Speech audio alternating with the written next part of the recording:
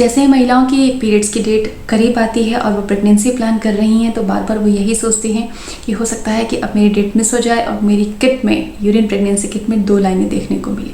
लेकिन कई बार छोटी छोटी प्रॉब्लम्स की वजह से गर्भधारण, गर्भस्थापन जिसको इम्प्लांटेशन कहते हैं, फेल हो जाता है। तो वो चीज़ें क्या हैं? वो ऐसी चीज़ें हैं ना इलाज की पकड़ में आती हैं और ना दवा ही उसका सोल्यूशन है।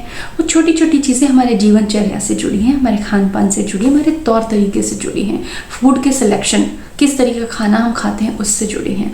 तो ऐसी 5 चीज़ें जो कि बहुत आसान है, आप अपने घर में बहुत सरलता से उनको फॉलो कर सकते हैं। उनकी कीमत भी कुछ ज़्यादा नहीं है, जो नॉर्मल चीज़ें हमारे घर में होती हैं उन्हीं को फॉलो करना है। अगर आपके शरीर में पोषण की कमी से आपका गर्भधारण सफल नहीं हो रहा है तो ये काम करने से वो चीज़ें ठीक हो जाएंगी। लेकिन अगर इन टिप्स को फॉलो करके 1 महीने में रिजल्ट नहीं आता तो आपके शरीर को और अच्छे पोषण की ज़रूरत है। कम से कम 3 महीने तक इन चीज़ों को फॉलो करें या फिर कंसीव होने तक इनको फॉलो करें, क्योंकि डे बाई डे आपकी बॉडी को इम्प्रूव करेगी। तो फ्रेंड्स, मैं हूँ प्रेरणा और स्वागत है आपका यूट्यूब सहेली चैनल में। आज हम जानने वाले हैं इम्प्लांटेशन सक्सेस करने वाली 5 खास बातों के बारे में, 5 खास टिप्स के बारे में। सबसे पहले इम्प्लांटेशन सक्सेस के लिए क्या चाहिए? जिंक। जिंक क्या है?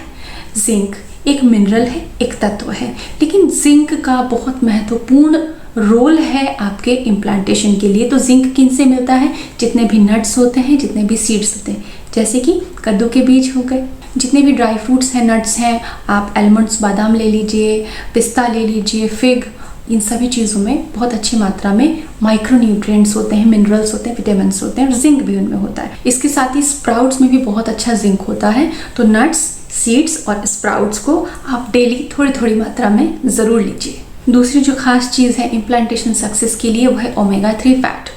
ओमेगा 3 फैट एक बेस्ट क्वालिटी का फैट होता है और ये आपके शरीर की हर प्रॉब्लम के लिए बहुत ज़रूरी है, उनको ठीक करने के लिए बहुत ज़रूरी। ओमेगा 3 अगर आप अच्छा लेते हैं तो बहुत सारे प्रॉब्लम्स से आप अनजाने में ही बच जाएंगे, वो आपको कभी भी नहीं होंगी। Omega 3 period problem, ovulation, implantation सब के लिए बेस्ट है।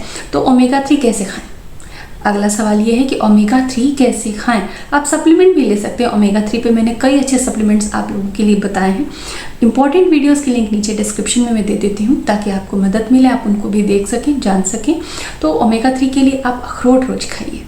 इसके अलावा ऑलिव ऑयल, कोशिश करें कि आप अपने फूड में ऑलिव ऑयल को इस तरह से ऐड करें कि उसको पकाना नहीं पड़े।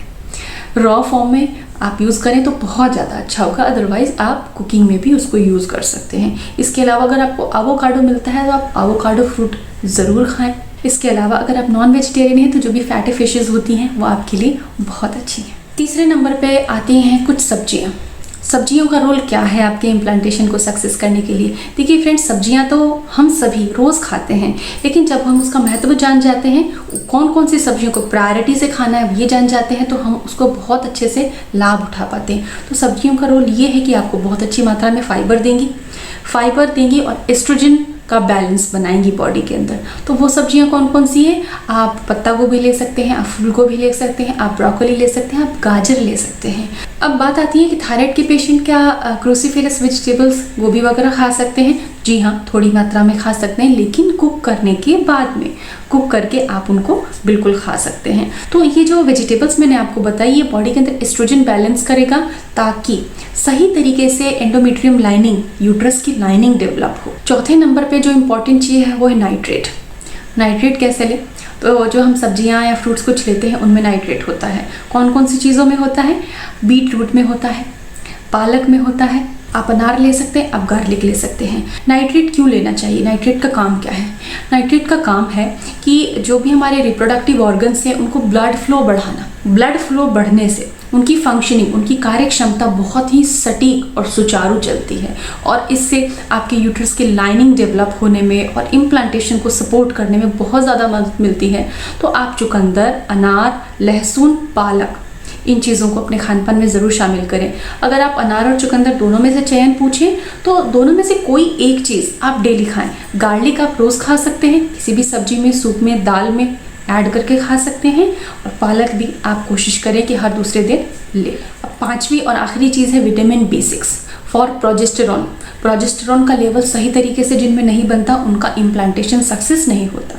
तो विटामिन B6 को बढ़ाने के लिए हमें क्या करना है? बनाना, ओट्स, आलू, potato, sweet potato, egg, red raspberry tea, इन सभी के खाने से जब आप इन चीज़ों को लेती हैं तो आपके बॉडी में प्रोजेस्टेरोन का बैलेंस बनता है। और इन सभी चीज़ों में जैसे कि रेड रास्पबेरी टी है, इसके अंदर प्रॉपर्टीज़ होती हैं फाइटोप्रोजेस्टेरोन की, जो कि प्रोजेस्टेरोन का रोल प्ले करते हैं और बॉडी के अंदर प्रोजेस्टेरोन का बैलेंस बनाते हैं और इम्प्लांटेशन सक्सेस करने में हेल्प करते हैं।